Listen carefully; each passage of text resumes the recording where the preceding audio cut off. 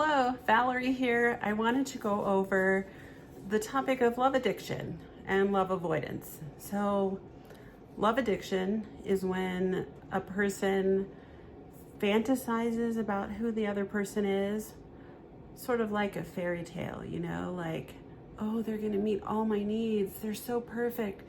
They're the only one for me. That kind of thing, where there's not a lot of grasp on the reality of the humanity of the person. Or it's sort of like having a crush, but it's like that person needs to believe that is true about the other person. Like they have no flaws, so they're going to meet all their needs or wants.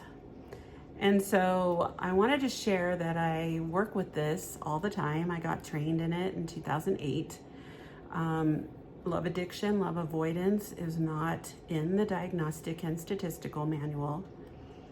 But that doesn't mean it doesn't happen. It's just not been codified, and the American Psychiatric Association has not put that into the lexicon of diagnoses. So it's usually secondary in my work. The person might come in with a depression or anxiety or some other adjustment, or things like that, even post-traumatic stress. So love addiction is rarely what people will say.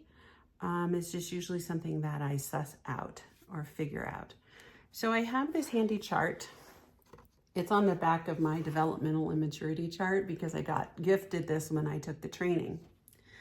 So it says Cycles in Co-Addicted Relationships.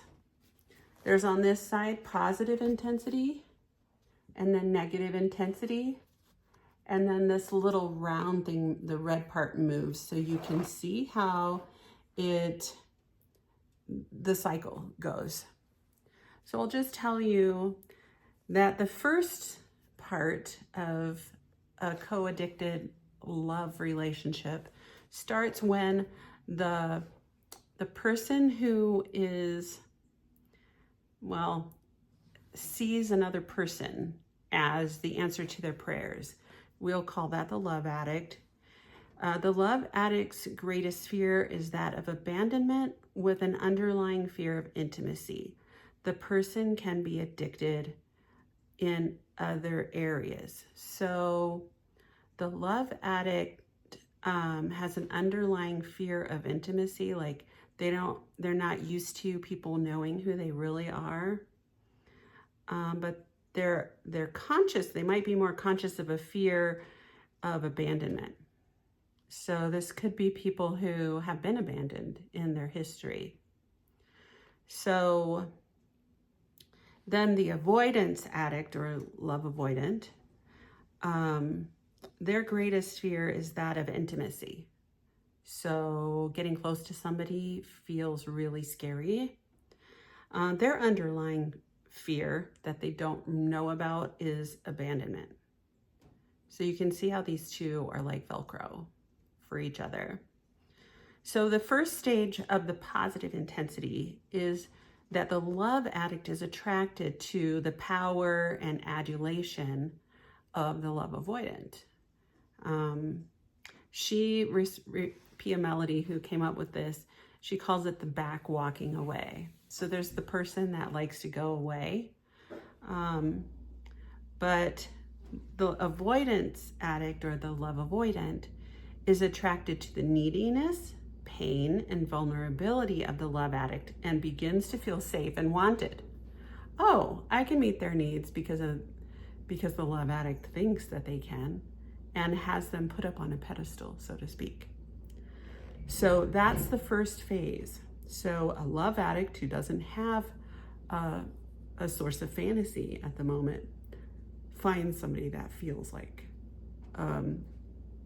perfect for them. And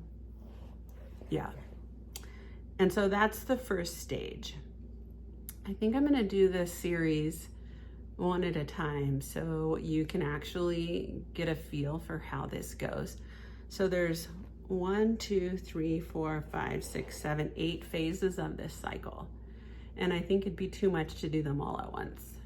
So basically, this is the first video of a love addict finding a love avoidant, or how she refers to them as back walking away.